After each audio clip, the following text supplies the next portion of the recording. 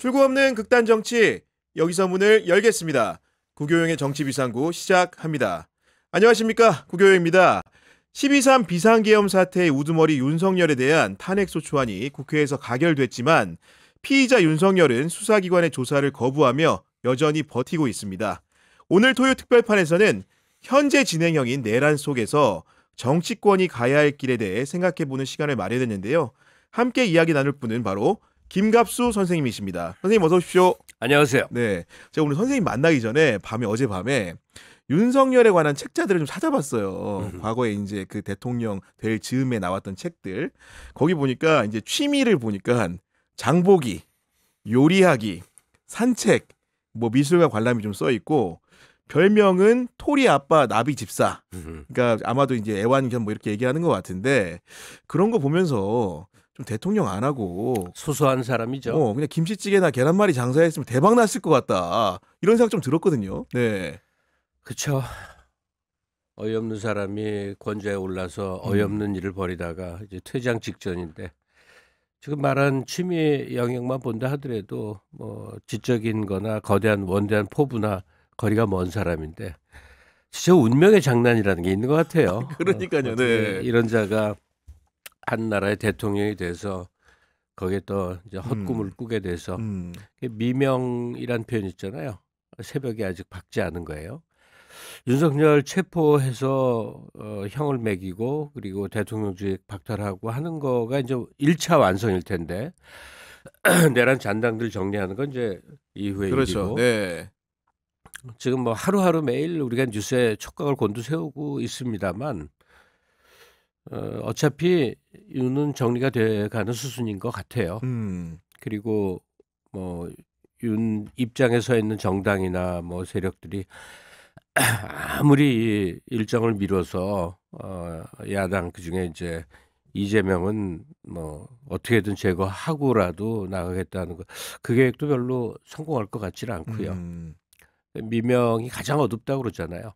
곧 밝을 텐데 네. 빛이 아직 안 들어오니까 조급증 조급증이 생기는 거죠. 네. 어둡다 하는 느낌인데 오늘은 저는 그 윤석열의 정리를 무엇으로 해야 되나 하는 것하고 그다음에 미명의 그 명이 참 여러 가지가 의미 있어요. 친명 반명할 때도 명을 쓰기 때문에 그렇죠. 네. 이제 명예 시대를 혹시 예고한다면 뭘 기대할 수 있는가, 어떤 생각을 해야 되는가. 요 나눠서 좀 간명하게 얘기를 하고 싶습니다. 저는 그리고 최근에 이제 흐름들을 보다 보니까 하다 못해가지고 백골단 이름 나오는 거 보고 선생님 생각이 났거든요. 백골단을 직접 경험해 보신 세대 아닙니까? 아유, 그럼요. 네. 백골단 얘기하면 할 말 많죠. 그러니까 이승만 때 그 땄벌 때 이런 거 말고 정식 백골단 이름으로 나온 건 전두환이 이제 80년에 그 하고 나서 휴교령 떨어졌다가 그 휴교령 해제가 돼서 학교 다시 온 게 그 가을부터인가 하여튼 뭐 저 헷갈리는데 하여튼 학교를 다시 다니게 됐는데 네. 그때는 이제 문과대 건물 뭐 상경대 건물 가정대 건물 있잖아요. 그럼 건물 앞에 백골단이 쫙 이렇게 둘러싸고 보란 듯이. 있어요. 예. 그럼 거기를 이렇게 뚫고 들어가는 거야. 그리고 이제 학내에서 어떻게든 시위를 해보려고 노력하잖아요. 그러면 나무 같은 데 올라가거나 좀 층이 낮은 건물에 올라가서 그 확성기로 엥 하는 걸로 시작을 하거든요. 네. 시작과 더불어 이제 뛰어 올라가는데 백골단은 왜 악랄하냐면 애들이 형사들이 아니잖아요. 네. 네, 백골단들은 일단 장기를 다 파열시키고 끌고 간다고. 난 내 가까운 친구가 당하는 걸 바로 눈앞에서 봤기 때문에 그 끔찍한데 제가 다닌 학교는 금잔디광장이라 그래서 저 밑에 넓은 잔디광장 있고 위에서 이렇게 스탠드처럼 이렇게 내다보는 그 구조였는데 그 하여튼 거기 어딘가에서 이 친구가 이제 왱 하고 이제 시작을 해서 잠깐 구호 몇 개 외치고 얘가 이제 떨어뜨렸는데 일단 백골단들이 와서 막 밟아. 밟으면 내장 같은 거 터지잖아요. 네. 그래갖고 이제 끌고 가는 그런 건데 무섭죠. 아니 근데 그런 시대를 살지도 않은 젊은 친구들이 그 병풍처럼 어제 국회 김민전 의원 뒤에 서가지고 백골탄으로 이제 윤석열을 수호하겠다고 나서는 모습을 보니까 정말로 저도 이제 끔찍하다는 생각이 너무 들더라고요. 맞아요. 그리고 김민전 행태를 들면 기가 막히기도 하고 원래 안 그랬던 사람이 그러니까, 이제 네. 변신해서 근데 이제 그 외국 생활 좀 오래 한 사람이 잠깐 와서 얘기를 나누는데 미국이에요, 미국. 그나마 이제 낫다 뭐 그런 얘기를 해요. 코스프레잖아요. 백골단 코스프레. 네, 맞아요. 네. 근데 이제 한국도 이 정도 가면 미국 극우들처럼 한다 이거야. 기관탄 미국식으로 얘기하면 이거 총 쫙 차고서 하늘에다 난사하면서 뭐 사람 인명이 막 오가는 거 있잖아요. 우리나라도 이제 극우들이 준동을 윤석열 재력 등에 없고 준동을 하는데 아직은 뭐 사람들 뭐 인명살상을 하거나 대형 뭐 거대한 뭐 이렇게 건물 붕괴를 시키거나 하여튼 거기까지는 안 나갔잖아요. 네. 근데 여기 2단계에서라도 빨리 멎어야 될 것 같은데 나 백골단이야 하고 공사장 하얀 모자 쓰고 공사장 하얀 모자, 참 예. 불쌍하긴 네. 해. 근데 그 신흥 종교 같은 거 빠진 사람들이 대화 안 통하는 그 사람들 보면 참 안 돼 보이듯이 게다가 뭐 일베 팸코 이런 데서들 이렇게 길러진대잖아요. 그러니까요. 네. 자기들이 인생의 어떤 시기에 뭘로 활용되고 있는지를 모르고 있는 정말 안 된 불쌍한 사람들이죠. 결국 이런 상황의 지경까지 이르게 된 당연히 근간 원인은 바로 피의자 윤석열의 문제가 크지 않습니까? 지금 그럼요. 성렬 산성을 관저에 쌓고 모든 수사기관의 조사 요구에 불응하고 있습니다. 이게 벌써 지금 한 달 이렇게 비상계엄 선포 이후에 이런 건데 이게 참 답답합니다 지금. 예. 예. 그거 하는 짓을 보면 뭘 할 수 있냐면 이게 검사되고 내내 이렇게 살았겠구나 하는 추정이에요. 그러니까 우리는 보통 국법이 있으면 거기를 따를 수밖에 없잖아요. 검찰에서 소환조사 통지서 오면 가야 되나 보다 해서 가고 뭐 이렇게 절차를 다 마치는데 이 친구는 아무것도 안 하려고 그래. 마음대로 해 그냥. 내 마음에 들어야 나가. 수사기관도 그러니까, 내가 막 네. 골라야 돼. 그다음에 법원 영장도 이거 불법이래. 멋대로잖아요. 멋대로 살아온 게 통했다는 얘기인데 이거에 대해서 이제 처절한 응징 뭐 사형을 집행을 하겠습니까만 사형원도 내려놓고 미집행 상태로 좀 장기간 갔으면 좋겠어요. 근데 저는 여러 차례 같은 얘기를 반복하지만 호응이 없어서 또 반복을 하는데 윤석열의 청산이 여러 각도로 있어야 되잖아요. 그렇죠. 네. 그중에 큰 핵심 중의 핵심은 윤석열에 의해서 사법체계가 붕괴됐다는 그 측면이에요. 그러니까 우리가 정부는 효율적이다, 유능하다, 이거 평판 많이 정권마다 있고, 그다음에 입법부도 뭐 꽤 여러 시기 동안에 여러 경험을 했습니다만 저라면 지금 야권 굉장히 만족스럽거든요. 네. 이 정도 결기 있게 국정의 중요한 부분을 이렇게 주도적으로 만들어가는 거 보면, 근데 사법의 영역에서 그 뭐 옛날부터 쓰는 말 있잖아요. 돈 있으면 빠지고 아는 사람 있으면 빠지고 없으면 뭐 덮어쓰고 하는 거.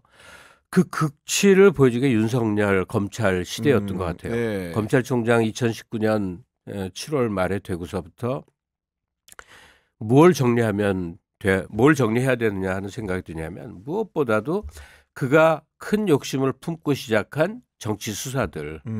뭐 대표적으로 조국 부인 때려잡는 것부터 이제 시작이 되지 않습니까? 네. 그다음에 이재명은 원래부터 걸려 있는 것들도 있어 왔는데 그걸 확대 증폭 재생산해서 완전히 정치 기소, 그러니까 정치 수사, 정치 기소, 정치 재판으로 다 이어져 왔기 때문에 이게 사법에 대한 우리들의 그 승복하고자 하는 마음이 완전히 없어져 붕괴가 돼 버렸어요. 이번 송영길 재판에 대해서도 정말 유감이 많거든요.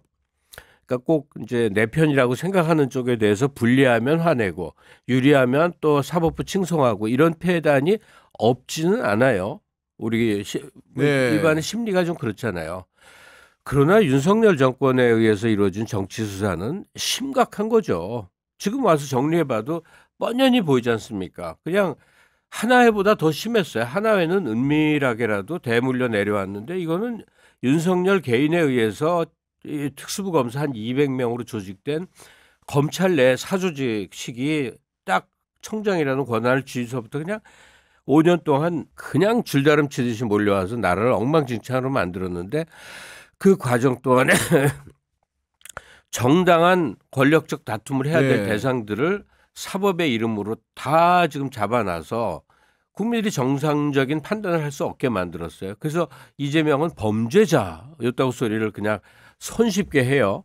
그러니까 윤석열 만나기 전에 생겨났던 전과 사범이라는 그 모든 것도 정말 사회운동 과정에서 피눈물 나는 과정에서 형성된 것들이라는 거에 대한 조금의 가만도 없고 윤석열을 정리하는 거는 그를 이제 법정에 세워서 가혹한 형벌을 때리고 그것에 부역한 사람들을 좀 정리해내는 일이 1차 중요하겠지만 2019년부터 이루어진 윤석열 검찰 하에 네. 온갖 그 정말 불법 부당한 정치 수사를 전면 재검토하는 일 이게 매우 필요하다라고 근데 저는 생각합니다. 개인적으로 궁금한 게 그 2013년에 사실은 윤석열이란 사람이 스포트라이트를 받았거든요. 검사 윤석열. 왜였냐? 그때는 여주지청장 할 때 예, 아니었어요? 그때 이제 이제 국정원 감사장이 등장을 해가지고 국정원 댓글 사건 관련해가지고 윗선의 외압이 초기부터 있었다.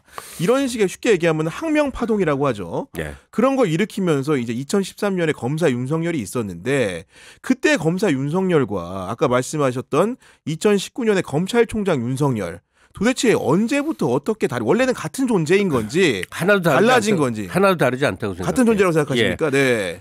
왜냐하면 윤석열 이전에 좀 더 뚜렷이 기억나는 게 홍준표였거든요. 뭐냐면 여론전을 잘하는 거예요. 대중의 눈에 들만한 사건 위를 들이받고 이렇게 살아있는 권력을 들이받아서 뭐 네. 이제 하는 것 같은 그런 코스프레. 그리고 대중들은 쉽게 속죠. 국정원 댓글 사건이라는 것도 권분의 다툼이었던 것 같아요. 그 수사는 잘못된 수사는 아니죠. 뭐 국정원이 뭐 댓글팀 운영한다면 말도 안 되는 일인 거죠. 아, 그럼요. 네. 근데 아이템을 그런 식으로 잡는 거예요. 그래서 자기 출세 수단으로 검사라는 직종이 국가가 부여한 검찰 업무 직종 내에서 선기능을 하는 게 아니라 뭐 언론 타고 그냥 졸제 스타 되기도 하고 뭐 여론의 이제 시선을 받아 출마의 배경을 삼기도 하고 뭐 그냥 전형적으로 자기 성장의 배경으로 삼아왔던 지나왔던 여러 그 스타 검사의 전형적 족적이죠. 그리고 그 사람들 이름도 다 생각이 안 나요. 되게 많거든요. 대중의 호응을 받는 무슨 사건 막 해갖고 그러는 거. 결국 보면 그 사람들이 전국에 진출하지 못해갖고 그냥 변호사를 했다면 박영수 같이 되고 이 세상에 더러운 돈이라는 돈은 다 먹는 박영수 아니면 윤석열처럼 되거나 왜냐하면 권력을 쥐기 위해서 무슨 지식은 하는 식으로 줄다름 채운 거. 그러니까 저는 과거에는 검찰 조직의 폐해를 그렇게 잘 알질 못했는데 우리 한국이 안고 있는 여러 질병 가운데 이 검찰 조직이 안고 있는 이 문제는 정말 근원적이고 심각하구나를 최근 몇 년 특히 윤석열을 통해서 톡톡히 깨닫게 됐어요. 네. 그래서 2013년 즈음에 윤석열이 대중 앞에서 좀 돋보이게 되고 뭐 나는 사람에게 충성하지 않는다. 그런 말 했잖아요. 네. 지금 해석하면 그 말 뜻이 뭔지 알겠어. 나를 위해서 산다는 말로 나는 이해가 돼요. 아니, 그러니까 결국은 이게 사람들이 그런 모습들을 보고 공정과 상식의 아이콘인 줄 알고 대선 때 찍어줬는데 알고 보니 아까 잠깐 말씀하신 대로 그게 개인의 안위나 이익의 동치어였는데 사람들은 그거를 공정과 상식으로 헷갈렸던 게 아닌가. 그거예요. 자기 성장의 이제 방편으로 삼은 건데 그게 언론에서 이렇게 띄워주기로 가면 그러니까 이 검사들 중에서 뭐 다른 영역도 마찬가지인데 이 언론과 이 연관을 잘 맺는 사람들이 있어. 언론에서 쫙 키워주면 졸지에 커지고. 그렇죠. 네. 그러니까 이 언론 이 활약은 결국 윤석열과 밑에 한동훈의 그 작품이었던 것 같아요 보니까. 하여간 이 모든 거에 우리 대중이 깜빡 속은 것 같아요. 네. 그래서 이 국가적 불행을 막는 일까지 벌어지고요. 아니 문제는 뭐냐면은 지금 우리가 지금 윤석열 측의 여론전을 간과하는 측면도 있는 게 지금 야금야금 지금 뭔가 그 늘어지는 시간 속에서 태세를 계속 올리고 있거든요. 제가 그래서 지난주 어떤 방송에서 얘기를 하다가 통곡을 한 적이 맞습니다. 있어요. 예. 그게 왜 그러냐면 지금 말한 그대로예요. 시간을 끊임없이 늘리면서 소위 뒤집기. 저것들의 세력이라는 거는 어떤 이익의 고리를 통해서 쫙 포진해 있는 거 아니에요, 상층부에. 그러니까 최상 목사부터 그게 눈에 보이는데 야 이거 이러다 되치기 당하나 하는 그게 여기 목까지 올라와서 그 말이 정말 두렵더라고. 그래서 그렇게 이제 뭐 그런 모습까지 보이게 된 건데. 그러니까요. 네. 그로부터 이제 시간이 하루하루 지나는 동안에 그러진 못하겠다는 결론에 이르렀어요. 왜 그러셨습니까? 일단 우리가 국가기관이라고 부르는 곳들이 의외로 건강하게 작동을 해요. 무엇보다 헌재, 그렇습니다. 공수처, 법원, 경찰 조직, 군. 이 윤석열 체포 과정에서 아직 뭐 1시간 후에 이루어질지 내일 이루어질지 모르지만 체포 과정 동안에 이 기관들이 공개적으로 대국민 메시지 보내는 거 보면 지금 상당히 건강하게 작동이 됩니다. 그리고 명료합니다. 예. 예. 경호처 협조 안 하겠다. 군. 경찰도 협조 안 하겠다. 그다음 공수처는 초기에 너무나 바보 같은 모습을 보여서 이렇게 우리를 참담하게 만들더니 지금은 공수처장 굉장히 단호해지지 않았습니까? 맞아요. 달라졌어요. 태도가 완벽히. 네. 그러니까 국가 권력 기관이 굉장히 건강하게 작동하는데 그 반대쪽에는 내각을 쥐고 있는 최상목 씨는 뭐 별로 의심할 바가 없는 것 같아요. 그냥 내란의 책임의 일단을 거머쥐고 어떻게든 상황을 모면하려는 친윤 세력의 일환이라고 봐야 될 것 같아요. 이거는 아닌 척을 열심히 하는데 최상목의 내각, 그다음에 국힘당, 그다음에 이제 윤석열의 경호처. 뭐 이런 정도인데 남아 있는 세력들이 예. 그리고 이제 일부 언론들 뭐 조선일보가 지금은 팔 걷어붙이고 왔다 갔다 어쩔 줄 몰라 하더니 딱 윤 쪽으로 붙었더라고요. 중앙 동아는 확실히 다른 입장인 거고. 그럼요. 네, 그러니까 네. 그들도 분화가 돼 있는 거죠. 근데 전반적인 기류라는 게 있지 않습니까? 이제 윤으로 되물릴 수는 없는 것 같고 이건 누구나 똑같은 진단을 하고 저도 동의하는 게 저들도 윤이 복귀하리라고 믿는 건 아니고 어떻게든 시간을 끈 다음에 이재명만은 떨구겠다. 네. 이 목적 하나로 지금 움직이는 것 같다. 그리고 저는 재밌는 점이 그 갤럽 여론조사가 이제 금요일 날 나왔는데 장내 지도자 선호도 같은 걸 조사를 하잖아요. 1위가 뭐 이재명 대표라는 거는 뭐 당연히 예상이 되는 바고 2위가 혹시 선생님 누군지 아십니까? 이번 주 갤럽 못 봤네. 김문수입니다. 굿! 베리 베리 굿. 아니 그래요. 제가 그걸 보니까 제가 그 결과를 받아본 사람들이 오히려 대권을 준비하는 보수 후보들이 깜짝 놀랐을 것 같아요. 네. 이 길로 가면 김문수가 후보되는구나. 우리 그 컨센서스라는 영어 쓰잖아요. 그러면 그들끼리의 컨센서스가 있는데 내가 목격을 했었어요. 그러니까 박근혜 탄핵되고 이후에 헤게모니를 어떻게 쥐어주나 할 때요. 그때 제가 그 종편 출연 때문에 네. 그 지금 극우 방송을 하는 사람들하고 어울려 지낼 때였어. 이상하게 술자리나 저녁자리가 많았거든요. 많이 하시고, 예. 근데 그들끼리 황교안 하는 걸 내가 봤거든. 아, 그 자리에서? 네. 예. 그들끼리 의논을 해서 황교안으로 하자 정하더니 진짜로 황교안을 쫙 밀어서 당대표 만들고 이제 대선 후보까지 가려고 하는 거였어. 똑같은 일이 지금 김문수로 벌어지는 거예요. 그러니까 김문수 대권 일이라는 거는 네. 지금 그 유튜버들을 중심으로 한 이 전광훈 목사까지 그쪽들의 스피커들 있잖아요. 전광훈은 이제 더 이상 극우의 스피커는 아니고 사령관쯤으로 봐도 돼요. 왜냐?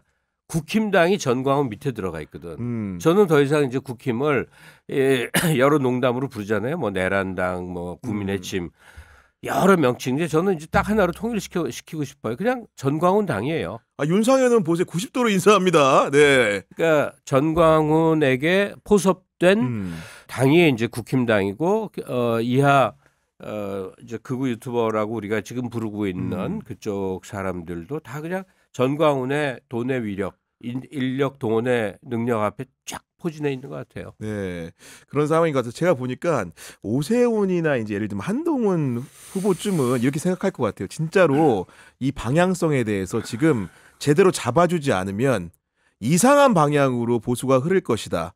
혹은 대선도 이상한 후보로 치르겠구나. 이런 의기의식을 갖게 되고 결국은 제동을 좀 걸지 않을까요? 내부에서도 어느 정도는. 근데 제가 그래도 마지막까지도 저는 이제 국힘에 들어가면 멀쩡했던 사람이 이상해진다고 믿는 사람인데 그 사례를 진짜로 많이 봤어요. 거기서 거론되는 여러 주요 인적 자원 중에서 이 오세훈을 제일 정상으로 봤거든요. 아 실제로 그렇죠. 네. 근데 최근 1, 2년의 행보를 보니까 아니야. 그 사람도 나경원처럼 되고 저 원희룡처럼 돼버린 거예요. 뭐 이상한 뭐 탑 100m 탑 세종 광화문 광장에 태극기 100m 세운다는 것부터 어째 수상하더라니 보니까 사람은 늙는 거예요. 오세훈도 63년생인가 그렇죠 아마. 그 나이가 좀 이제 차셨겠죠 당연히. 60 넘었잖아요. 40대 정치 시작하셨지만은. 예. 네. 그러니까 이제 기댈 때가 전광훈밖에 없다 쪽으로 이제 돼버려서 그 옛날에 기억하던 그 사람을 기억하면 안 되는구나. 그러니까 뭐 원희룡 씨는 아예 뭐 맛이 가버려서 홍준표는 아예 그 아무것도 안 될 겁니다. 그냥 꾀 이걸로 이제 자아도취형 뭐 이런 걸로 명태균 때문에 날아갈 가능성도 높고 오세훈도 그렇고 이준석 씨는 괜히 깝죽거리다가 네. 망신만 할 것 같고 그러니까 김문수로 하죠 뭐.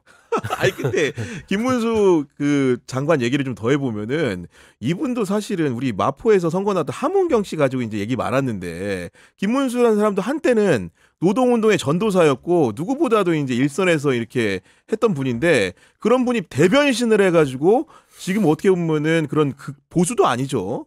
극우의 맨 앞줄에 서 있는데 이런 사람을 대선 후보로 추천할 수밖에 없는 상황으로 흐르는 여당. 그것도 이상한 거 아닙니까? 네. 근데 그런 사람이 하도 많으니까 네. 뭐 김문수 얘기는 익히 많이 알려졌잖아요. 그러니까 왜 전향했는가, 왜 극우가 됐는가의 여러 중에 이제 미스테리가 김문수라는 거죠. 다들 어떤 그 정확한 동기. 동기나 전향 이유를 내세웠는데 김문수 어느 날 가보니까 절로 가 있거든요.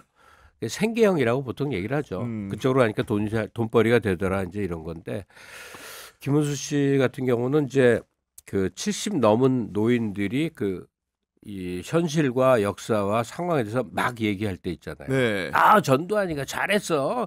조선 놈은 탁 때려 잡아야 돼. 뭐 이런 정서 있지 않습니까? 거기에 부응하면서 지금 올라탄 사람이에요. 네. 그래서 뭐 국힘 대선 후보로 김문수 적극 추천합니다. 아니 왜냐면은 네. 그 세부 지표를 보니까 60대 이상 70대에서 두 자릿수 지지율이 나옵니다. 실제로 아까 말씀하신 것처럼 그런 정서를 너무나 잘 이용해서 그런 건지.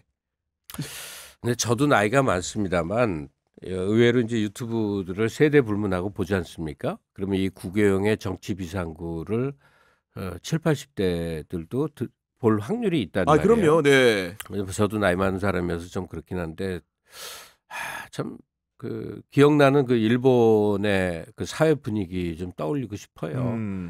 뭐 지금은 어떤지 모르지만 일본이 한창 전성기일 때 얘기예요. 한 80년대, 네. 뭐 70년대, 80년대 얘기인데 그 버스에 이제 탔는데 빈자리가 있을 때 누구에게 양보를 하느냐? 노인들이 학생들, 젊은 애들한테 양보를 한다는 거예요. 아, 그래요? 니들이 앉아야 된다. 노인들이. 난 이제 살 만큼 살았고 니네들이 앞날을 이제 이끌어 가야 되니까 이렇게 하는 게 분위기였다는 거예요. 네. 그러니까 사회 정치적 발언도 나도 의견이 있지만 이제 세상의 주역 나는 지켜봐야 될 사람이고 세상의 주역들은 젊은 당신들 아니냐. 네. 그래서 최대 의견을 자제하고 뒤로 물러나 있는 거를 일종의 그 미덕으로 여겼다는 거예요. 그런 점에서 한국의 7, 80대들은 정말 염치도 없어요. 그들 중에는 누릴 걸 누린 사람도 있고 박탈의 그 어떤 응어리를 안고 사는 여러 종류의 사람들이 있을 텐데 네. 분명한 사실은 인생의 전체 과정에서 오늘날의 한국 현실을 책임지고 다음 단계로 어떻게든 끌고 가야 될 사람들이 자신들이 아니라는 자각을 좀 해야 되는데 그 태극기 들고 수치도 못 느끼는 거지. 왜 조선조에는 그 어버이의 나라 중국을 어버이의 나라로 섬겨야 되고 일본이 들어오니까 뭐 천황폐하 만세하고 이제 미국이 들어오니까 갑자기 우리나라 시위를 하는데 태극기 들고 이런 부류들이 역사 속에 계속 존재해 왔잖아요. 네. 놀라운 건 그들은 수치심도 뭐 없다. 내가 태극기를 들고 윤석열 만세하는 게 되게 수치스러운 행위라는 인식도 없는 사람들이야. 근데 하여튼 네. 그런 7, 80대들을 코로나로 먼저 많이 가셨다고는 하는데 지금도 뭐 한 해 많이 가신다고 해서 네. 이제 국힘 지지의 자연 감소분이 높아서 이제 미래를 나쁘게 불투명하게 보긴 봐요. 음. 근데 그러기 전에 좀 의식이 또렷한 사람들도 있을 거 아니에요. 음.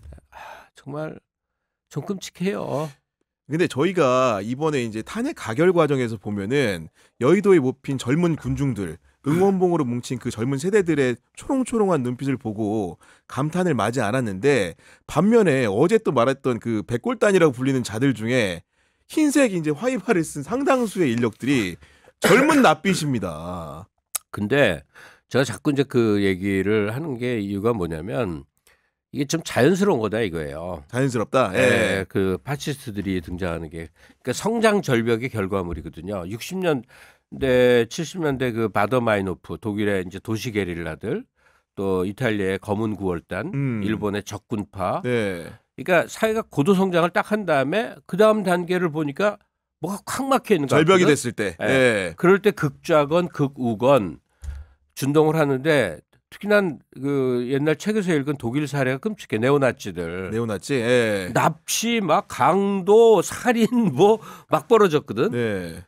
물론 유럽은 이렇게 이리저리 튈 때가 있으니까 그렇고 우리나라는 튈 때가 없으니까 그렇죠. 예. 훨씬 이제 폭력 행위의 강도가 약하긴 약하는데 그러니까 뭐 백골단을 포함해서 뭐 일베 같은 데서 펜코 같은 데서 길러진 그 파시스트들이 준동을 하는데 전체 세력 판도에서 이들이 어느 정도냐 보니까 그냥 바퀴벌레처럼 바퀴벌레 이제 빛이 착 들어가면 빠르르 기어서 뭐 그렇게 보여져요. 점 같은 존재에 불과하다. 예. 근데 반면에 탄핵을 추구하는 그 시위대의 모습에서 저는 누구나 같은 감동을 느꼈을 텐데 막 역사책에서 본 게 눈앞에 있으니까 난 너무 놀라워. 제가 80년대 학생들 시위할 때 열심히 하던 때 네. 그때도 나는 책 속에 있는 나를 발견하지 못하고 나중에 느꼈거든. 근데 지금은 바로 보여요. 동학농민군, 일제 무장투쟁을 했던 독립운동가들, 그리고 4.19 이래 민주주의를 추구했던 그 고통스러운 긴 세월 동안에 여러 그 사람들, 시민들, 그게 쫙 맥을 이어져 내려와서 이 요즘 20, 30대들 현실의 정치에 관심도 없고 했는데 어느 날 보니까 얘네들이 주도하고 있네. 그러니까, 네. 그러니까 이 감격을 너무 많이 말해서 제가 또 얘기한 것도 좀 간살스럽긴 한데 그 역사책 속에서 우리가 봤던 한국인들의 그 위대한 한국인의 그 맥 있잖아요. 네. 이걸 이번에 눈으로 봤어. 그러니까, 네. 너무 놀라운 일이죠. 그러니까 그 말 그대로 위대한 한국인들의 맥을 봤다는 선생님의 진단처럼 결국은 이제 정석대로 간다면 선생님이 새로 판단하신 것처럼 마찬가지인데 헌재라든가 뭐 경찰이라든가 여러 기관들이 바로 서서 움직이고 있기 때문에 우리가 생각을 해보면 아마도 조기에 대선이 치러지지 않을까라는 생각을 좀 하게 됩니다. 근데 이 조기 대선이라는 것도 또 간단치 않은 또 우리 역사의 한 페이지를 장식하는 중대 선거이기 때문에 어떤 준비들이 좀 필요하지 않겠습니까? 1945년에 일제 물러가고 1947년에 새로운 도시와 시민들의 합창이라는 책이 나왔습니다. 언젠가 제가 여기서 맞아요. 네. 제목이 기가 막히지 않아요? 새로운 도시와 시민들의 합창. 지금 우리가 다시 한번 불러야 할 때거든요. 그러면 다양한 정책 견해는 당연한 거잖아요. 그럼 저도 n분의 1의 다양한 정책 견해. 근데 사실 이게 주류인데 그냥 이재명 시대가 한번 왔으면 좋겠다. 왜냐? 여러 가지로 검증된 똑똑한 사람이 한국을 다시 한번 이렇게 쥐고 가야 어떻게 된다. 우리 윤석열 통해 봤지만 나쁘고 무능한 자가 통치권자가 됐을 때 수십 년간 쌓아온 여러 국가적 성취가 얼마나 일거에 무너지는지를 봤잖아요. 네. 그래서 지금부터 두 가지만 얼른 마무리 얘기로 할게요. 이재명 정권이 올 확률은 지금 저는 매우 높다고 생각을 해요. 현실적으로 그러하죠. 지금 보면의 지표가. 정상적으로 선거가 치러진다면 100% 되는데 또 사법적 장난이라는 게 하도 그래서 이제 노심초사를 하는 거죠. 지금 우리가 직면한 문제가 무엇냐를 정말 전문가들이 고민을 해야 돼요. 그러니까 윤석열 정부 말고 그냥 한국이라는 정치, 경제, 사회, 문화적 현실 속에서. 근데 그 구교영처럼 이제 노련한 기자들이 보는 이제 국면들이 있을 거예요. 그러니까 제가 좀 서툴게 본다 하더라도 그 반응을 좀 해주세요. 네. 우리가 그렇게 가난해졌는가? 가난해졌다. 그건 아닌 것 같지 않아요? 아, 그렇죠. 네. 그러니까 여러 그 양극화에 의한 그 이제 소득 편차가 있고 뭐 여러 문제가 당연히 여러 문제가 있지. 우리나라는 기업의 수익 지출률 그러니까 임금으로 나가는 게 68%래. 최선진국만큼 나가는 거야. 그러니까 되게 건강한 나라거든. 네. 분배 구조가 구조에서. 네. 그 후진국이라는 게 30% 40%밖에 안 돼요. 대만이 40%야. 그 점에서는 분배율도 되게 높은 나라거든. 그러니까 소비 여력들이 있는 거예요. 저는 우리가 직면한 게 그 비전의 상실이에요. 이게 뭐냐면 몇십 년 동안 굉장히 나빠서 데모도 하고 누구를 공격도 했지만 전반적으로는 잘 돼가는 걸 늘 경험을 했거든. 맞아요. 예. 근데 이제 안 될 것 같은 거야. 불안감이 엄습해 있어요 이미. 예, 안 많은 될것 국민들한테. 예. 그 비전의 상실, 희망의 상실은 정말 두려운 거예요. 그러면 애따 모르겠다 이렇게 되고 그렇게 해서 추락한 사회의 모습들을 보면 아유 그래 나 하나 되고 말이야. 지금도요. 그 미국이 무슨 트럼프가 옛날에 했던 거 다시 법 만들어서 그 엘리트들 있잖아요. 무슨 연구원 자격 따고 뭐 이런 사람들 미국 진출을 엄청 쉽게 한 거 아세요? 그 지금 뭐 물밀듯이 빠져나가는데 우리 애가 지금 미국 유학 중인데 지금 잠깐 네. 다니러 와서 얘기를 해주는데 아빠 이건 너무한 거 있지. 그러니까 우리나라에서 뭐 좀 공부 좀 제대로 한 놈들이 지금 미국으로 빠져나가는 인력 유출이 쉬워졌다는 거죠 쉽게 얘기해서. 말도 네. 못하는데 너무 많대. 그러니까 너무 음. 걔도 이제 소위 유명한 학교를 여기서 다녔는데 동창회를 거기서 해야 된다는 거야. 다 넘어와 있대. 아 정말로? 예. 그러면서 뭐 얘가 수치를 한참 말해줬는데 내가 이제 이걸 다 귀담아 안 들어서 기억을 못 하는데 지금 한국의 비전 없음 때문에 여러 가지 교차. 그러니까 윤석열 정부 때 그게 가속화된 문제인데 그냥 어떻게든 빠져나가는 거예요. 그러니까 이 브레인 드레인이라고 그러잖아요. 그렇습니다. 네. 두뇌 유출. 두뇌 유출이라고 하는 거. 이게 지금 뭐 그걸 지금 별로 기사화 안 하는 게 이상하다는 거예요. 근데 하여튼 그밖에 뭐 자본 두뇌 유출만 있겠어요? 자본 유출서부터 나도 돈 뭐 몇백억 자산가라면 해외에다 땅 사지 국내 사겠냐고. 그러니까 뭐 여러 가지 비전 상실이 진짜 문제예요. 그래서 저는 그 이재명 대표를 그 굉장히 기대를 하고 훌륭하신 분이라고 생각을 하는데 이제부터는 불만만 말할 거예요. 네. 왜냐하면 나머지 불만 좋습니다. 본인이 잘하고 네, 있으니까. 네. 그 살아온 그 피난 역사 때문에 고통받는 사람들에 대한 공감과 연민과 사명감 너무 잘 알겠어. 그리고 여기까지 왔어. 생애 축적이니까요, 그거는. 네. 그런데 민주당은 김대중이 정리한 당이거든요. 중산층과 서민의 정당. 맞아. 근데 그동안 사실 서민의 정당이 더 큰 가치였어요. 근데 이제 중산층 정당으로 바꿔야 된다. 탈바꿈을 좀 해야 된다. 예, 네. 예. 왜 그래야 되느냐. 국힘 때문에 그래요.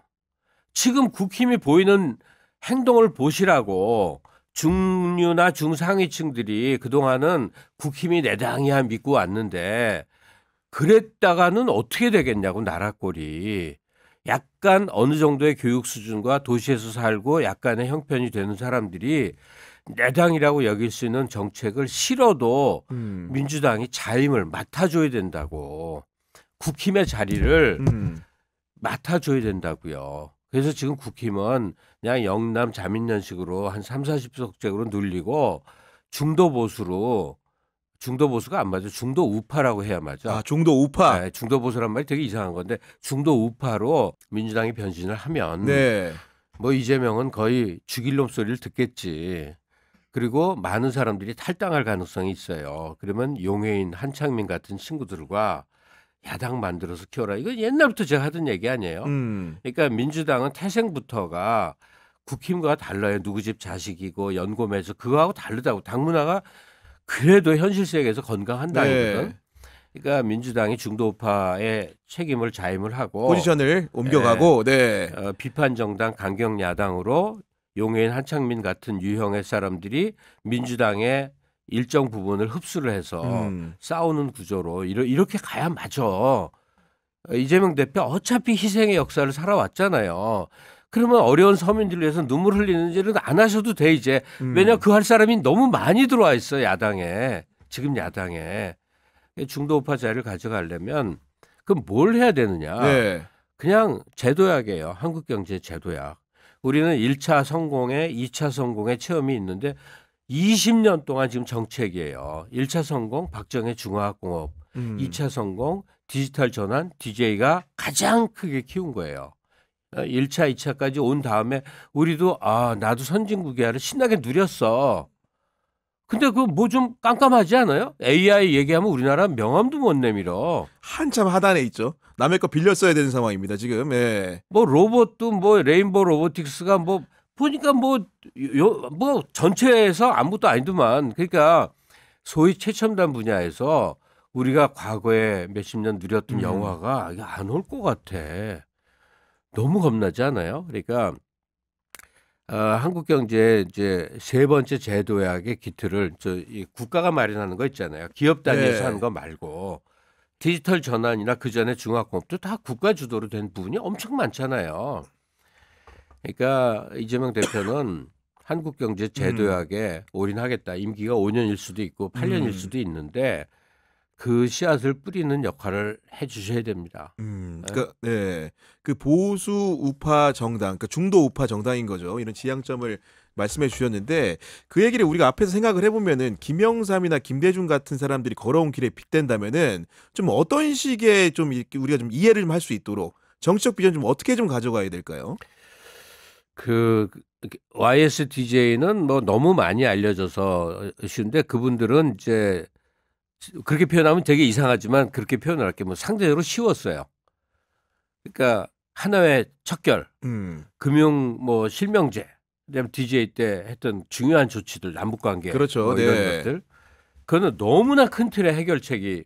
근데 지금은 이제 섬세한 해결책이 필요한데 김영삼이 3당 합당을 통해서 민정당을 흡수한 거잖아요. 그래서 민정당이 강화됐다기보다 그 상당한 기간 동안은 민주통일당, 김영삼당이 확장된 거예요. 다시 지금 민정당으로 돌아간 거지만.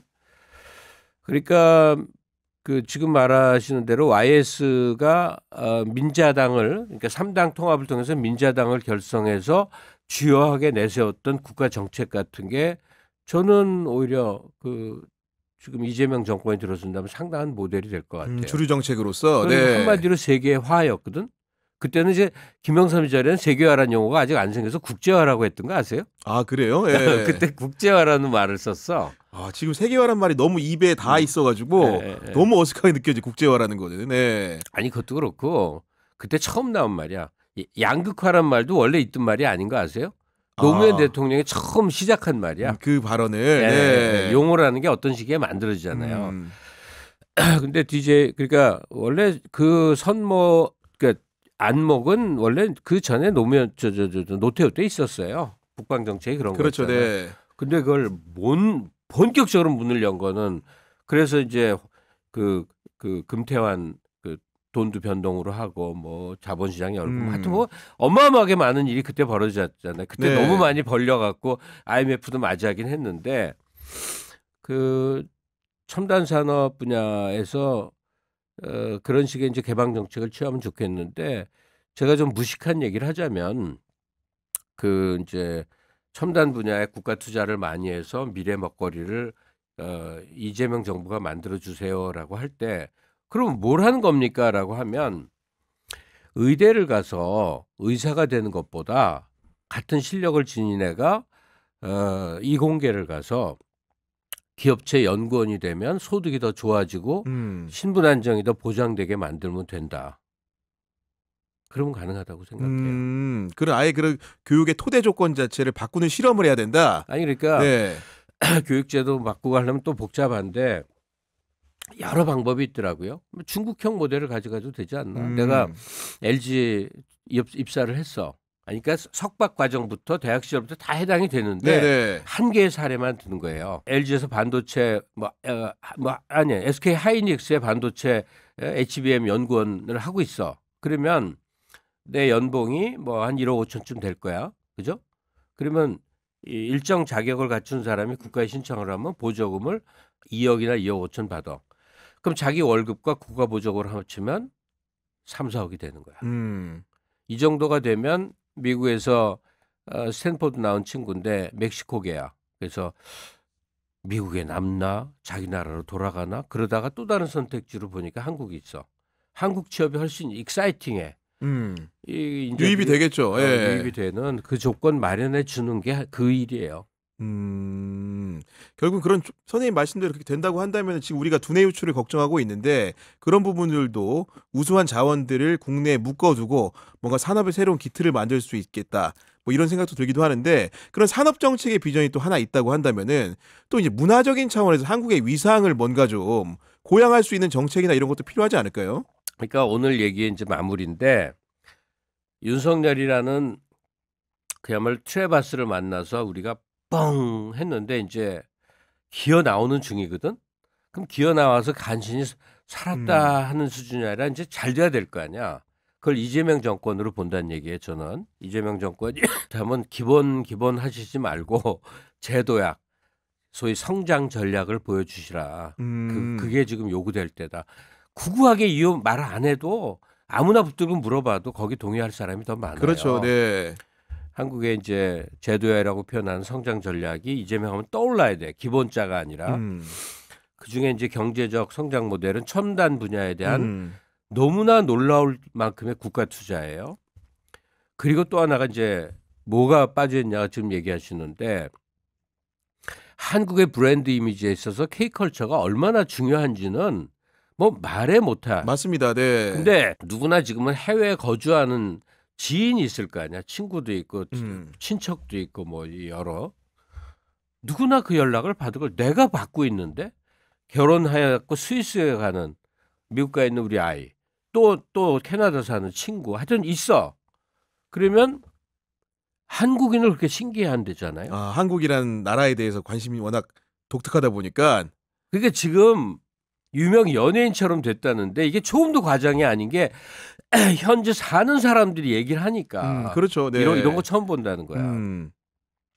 그러니까 80년대 일본이 누렸던 것 같은 게 지금 우리한테 왔나 봐요. 아시아인이면서 뭔가 이미지부터 다르고 외모부터 다르고 그래서 항상 잠재력으로 보고 그러니까 뭐 예를 들어 볼게요. 파라마운트에서 매년 이제 전공자들 여름 인턴을 뽑는데 그 파라마운트의 인턴이 되는 거는 무지하게 어려운 일이에요. 그게 인턴 경력 중 나중을 위해서 아주 중요한 경력이에요. 네.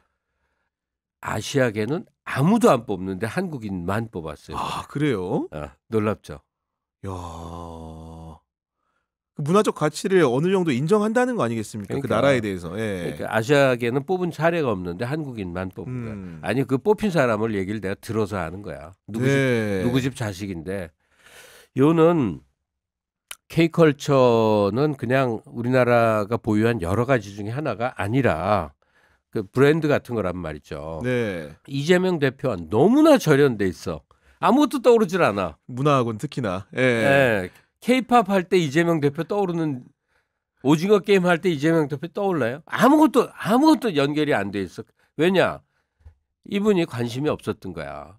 재판 맨날 받느라고 자기 생존에 급급해야 되고 대여 투쟁해야 되고 고민해야 되고 이러느라고 컬처하고 너무 분리돼 있는데 똑같이 어려운 고난을 겪은 DJ는 마이클 잭슨 포옹하는 거 보여주고 서태지 예. 좋아한다고 그러고 뭐 그때 또 누구였지? 이경규랑 맨날 노는 거 맞아. 보이고 예. 이제는 그 유명 연예인하고 친근한 것만으로 그 전엔 됐는데 지금은 그냥 그런 수준의 사회는 아니니까 K컬처를 형성하는 주역들 있잖아요. 저는 뭐 백종원 같은 사람 네. 무슨 그 예. 방시혁이나 JYP 같은 사람들 뭐 하여튼 막 줄줄이 있다고 생각해요. 그분들과 정책 간담회 하는 모습이라도 해야 된다. 형식으로 하지 말고 진짜 배워라. 이럴 때는 이재명 대표는 가르치는 존재가 아니라 배우는 존재의 노릇을 해줘야 되거든요. 어쨌든 그래서 K컬처에 대해서 크게 미래 비전을 뭐 하나를 던질 수 있어야 돼. 김대중은 그랬잖아. 일본 대중문화 개방 이게 상징하는 바가 엄청 컸거든. 그러니까 마음대로 들어오라고 연 거거든. 그랬더니 네. 우리께 나갔잖아. 그러니까 그러니까요.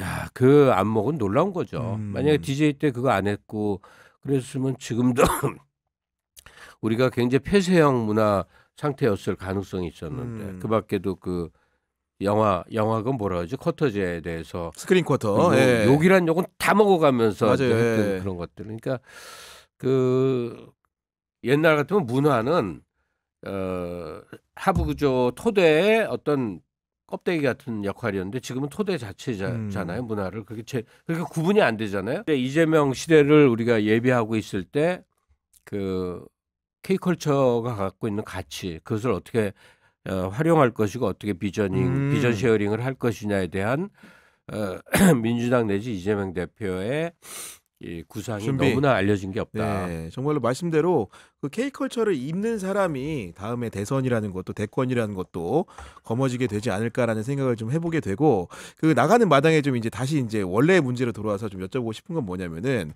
대통령 관저에 윤석열 혼자 있는 게 아닙니다. 그 여사 대통령 그 영부인이죠. 김건희라는 존재도 있는데 결국은 그 이 사태의 근간을 지난주에 이제 우리 그 지난주 토요 특별판에서 비슷한 얘기를 했었는데 장인수 기자를 모셔놓고 그 김건희 여사가 지금 어떤 생각을 하고 있고 이 파국에 대해서 어떤 꾀를 내고 있을까 이런 궁금증도 사실 적지 않거든요. 짐작해 볼 수 있지만 다 그래 봤자지.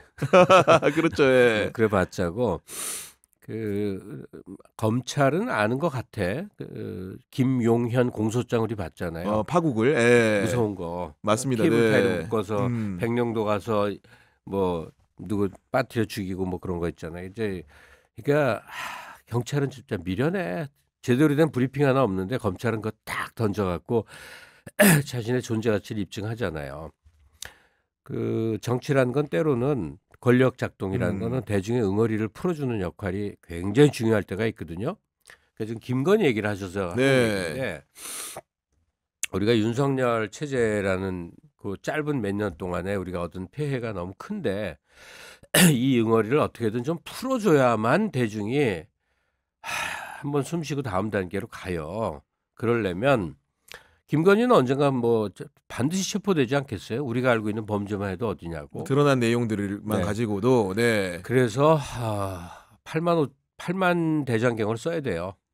그러니까 윤석열, 김건희들의 일생, 살아온 일에 범죄적 성격, 그와 연루된 사람들을 정말 낱낱이 밝혀서 국민 앞에 공개를 해줘야 돼요. 우리가 알고 있는 것들 쉬쉬하는 것만 해도 엄청 많잖아요. 아니 그리고 선생님은 사실 김건희 여사랑 과거에도 이제 교분도 있으셨는데 제가 알기로는 그런 상황에서 이제 지금 현 상황을 보면은 재밌는 부분들이 있는 게 저는 그런 생각 들었어요. 그러니까 명태균이라는 사람하고 주고받은 문자가 나왔잖아요. 윤석열 김건희 부부가.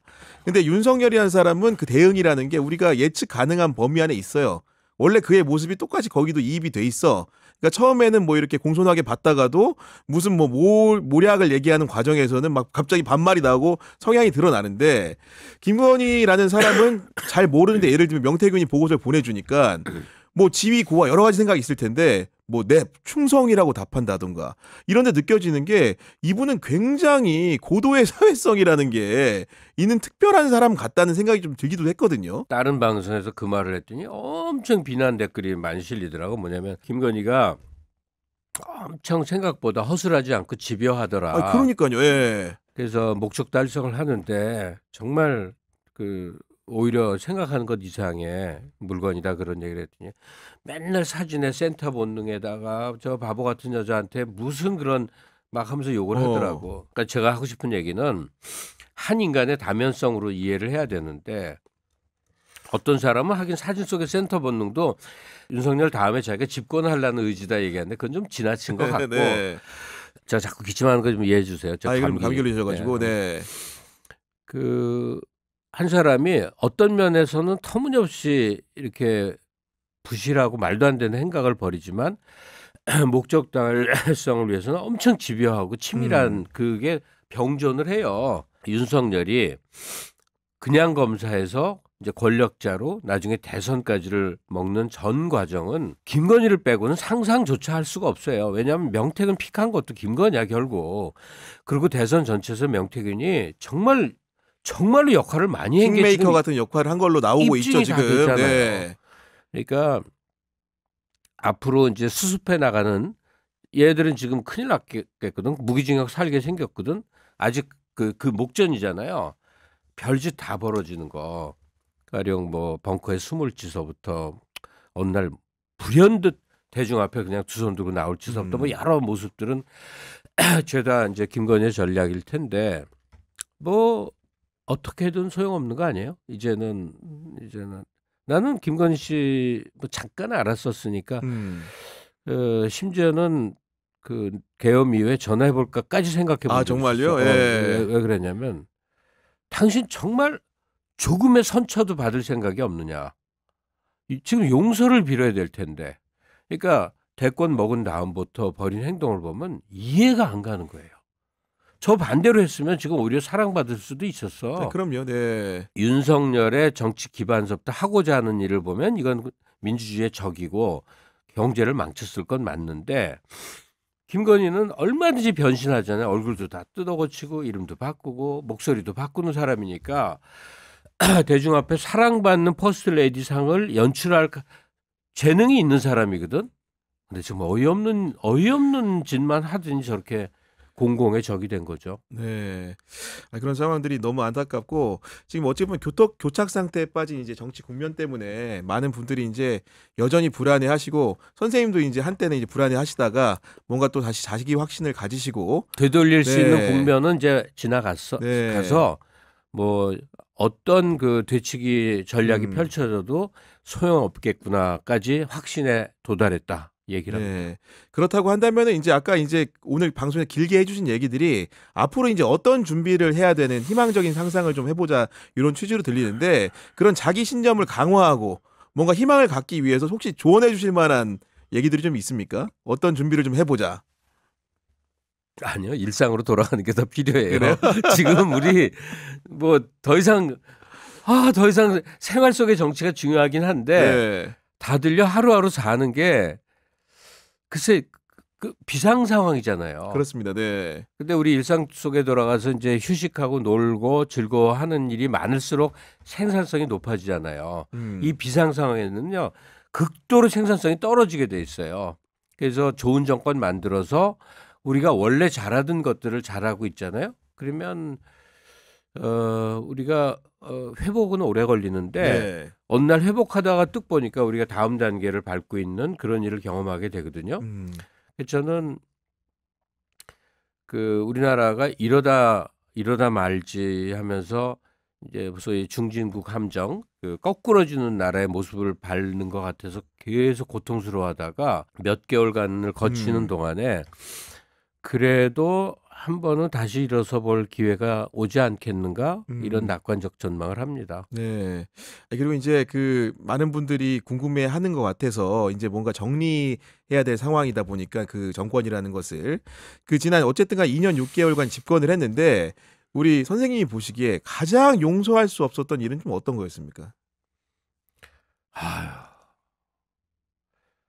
너무 많아서 머릿속에 이렇게 쫙 스쳐가는데 그 정리가 안 되네. 근데 이 약간 그 공적 마인드로 제가 말하자면 네. 일하는 거죠.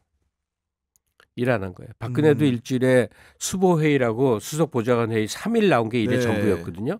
그러니까 그 회의 한 2시간 하는 게 임기 1, 2년 차 때는 일이라고 했는데 3년 차부터는 일주일에 딱 3일 나오고 나머지는 방 안에서 뒹굴뒹굴 한 거예요. 윤석열은